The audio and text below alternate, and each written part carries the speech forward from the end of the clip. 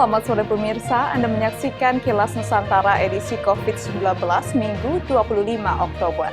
Di akhir pekan ini telah kami pilihkan informasi terkini mengenai penanganan COVID-19 dari berbagai provinsi di tanah air. Dan berikut informasi COVID-19 selengkapnya. Ikatan Dokter Indonesia memperingati hari ulang tahun ke-70 serta Hari Dokter Nasional tepat pada 24 Oktober 2020.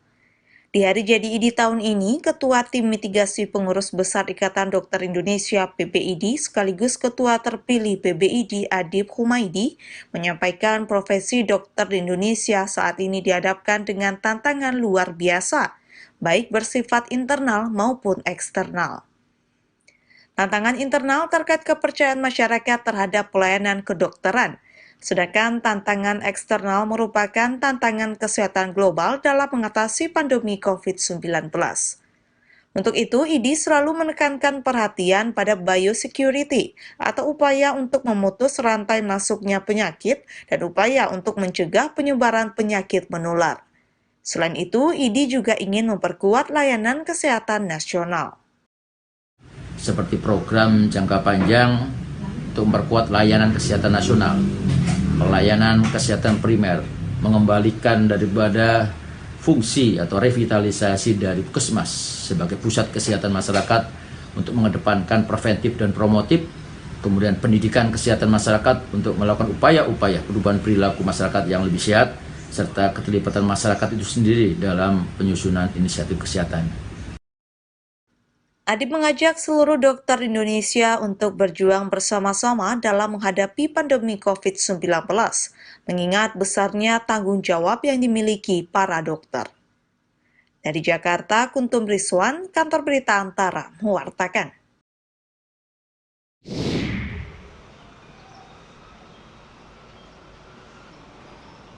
Dalam rangka mengantisipasi membeludaknya pasien terindikasi COVID-19, Rumah Sakit Umum Daerah Dr. Sudarso Pontianak, Kalimantan Barat, menyiapkan tenda darurat sebagai tempat penyaringan primer bagi pasien yang datang.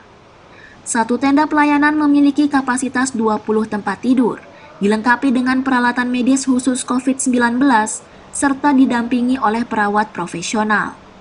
Nantinya hasil dari penyaringan primer yang dilakukan akan berlanjut pada status pasien.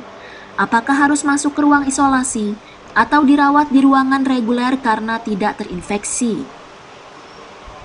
Kepala Bidang Pelayanan Medis RSUD Sudarso, Eni Nuraini di Pontianak Sabtu 24 Oktober mengatakan, tenda darurat bertujuan untuk mengantisipasi agar tidak ada peluang penularan di dalam gedung instalasi gawat darurat.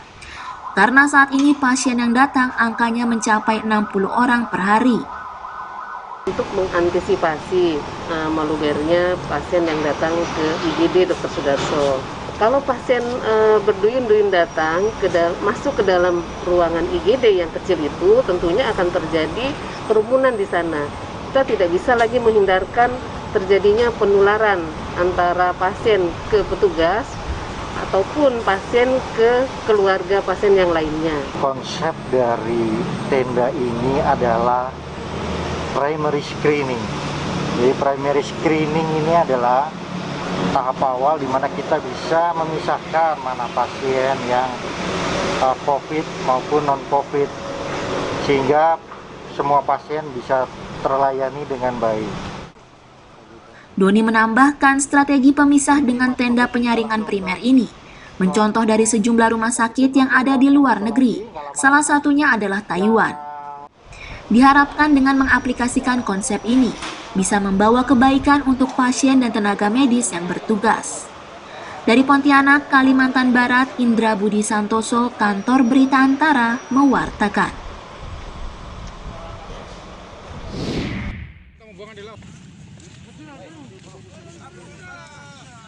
Untuk mencegah penyebaran COVID-19, petugas gabungan dari Satuan Tugas Kota Ternate, Provinsi Maluku Utara Sabtu 24 Oktober menggelar patroli malam di sejumlah titik di kota Ternate. Dalam patroli ini, petugas menemukan banyak warga berada di tempat keramaian dengan tidak mengenakan masker.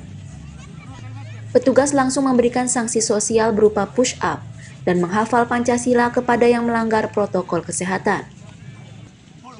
Petugas juga memberikan sosialisasi dan edukasi tentang pentingnya menerapkan 3M saat berada di luar rumah.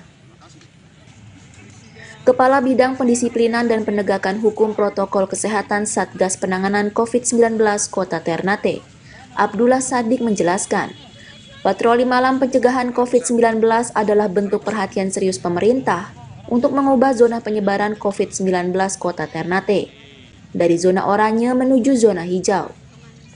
Kita sama-sama punya tanggung jawab untuk memutus mata rantai penularan COVID. Sehingga Kota Ternate yang sekarang kita dengan status orange, jadi tadinya kita status hitam, kemudian turun jadi status merah, dan sekarang kita turun jadi status orange. Mudah-mudahan kita akan turun ke status kuning, dan bahkan target kita adalah turun di status hijau. Berdasarkan data dan informasi dari Satgas Penanganan COVID-19 Kota Ternate, hingga 24 Oktober 2020, kasus positif COVID-19 sebanyak 827 orang, sementara jumlah sembuh 778 orang, dan meninggal dunia 21 orang.